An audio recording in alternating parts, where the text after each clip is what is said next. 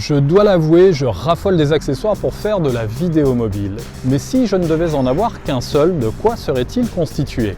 Aujourd'hui, je vous propose de découvrir notre kit de démarrage, mon kit de survie, le tout pour moins de 40 €. Petite précision avant de débuter, la totalité de notre épisode est réalisée à l'aide du même kit. Premier accessoire constitutif du kit, si vous avez vu l'épisode précédent, vous le connaissez déjà, c'est le microphone Boya BY-M1. Il présente deux avantages majeurs. D'abord, un excellent rapport qualité-prix. Pour 20 €, vous avez un microphone qui fonctionne très honnêtement. Et puis, ces 6 mètres de cordon vont nous permettre de faire des cadrages des plus serrés au plus larges. Pour vos différentes prises de vue, vous ne pourrez pas toujours tenir le téléphone en main, puisqu'il vous faudra parfois disposer soit d'un microphone, soit d'un éclairage d'appoint. Dans ce cas-là, il va vous falloir un grip. Dans la plupart des cas, un grip est constitué de deux éléments majeurs. D'un côté, la mâchoire qui permet de recevoir le smartphone et le cas échéant, si on dispose de pas de vis ou de griffes photo, d'accessoires complémentaires, et puis d'une petite poignée, tout simplement pour un maintien et une tenue confortable. Ce que je vous propose, c'est d'être un tout petit peu plus astucieux, de se débarrasser de cette poignée pour opter pour un accessoire qui soit un tout petit peu plus polyvalent, un mini trépied articulé.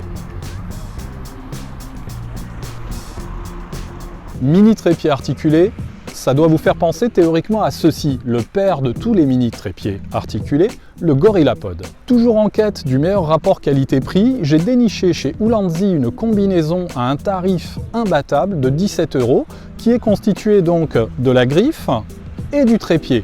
On dispose là non seulement d'un accessoire qui sera, comme je le disais, très polyvalent, mais à minima, il va me servir de grip.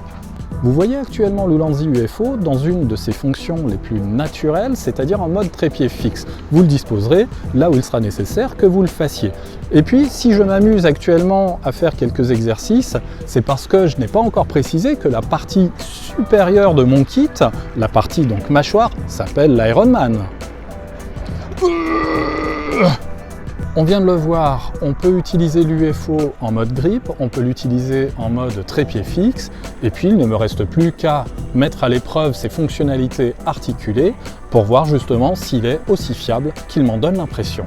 Une fois les tentacules de la pieuvre mis en place, il ne reste plus qu'à mettre le smartphone en bonne position. Pour cela, on desserre la vis de serrage pour redresser le smartphone et resserrer le tout pour que cela ne bouge plus du tout. Et même si j'imprime un petit peu de mouvement à l'ensemble, les facultés de serrage des tentacules, comme celles de la vis de la rotule articulée, nous assurent un maintien idéal. Faisons un dernier test pour vous témoigner de la confiance que j'ai dans l'Ulanzi UFO.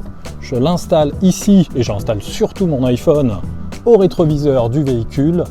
Et puis on va tranquillement aller faire quelques tours de roue.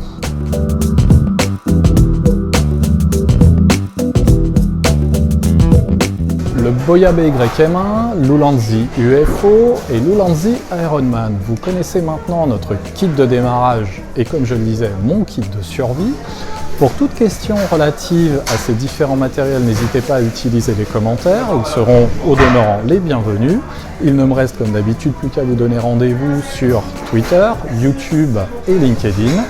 Salut!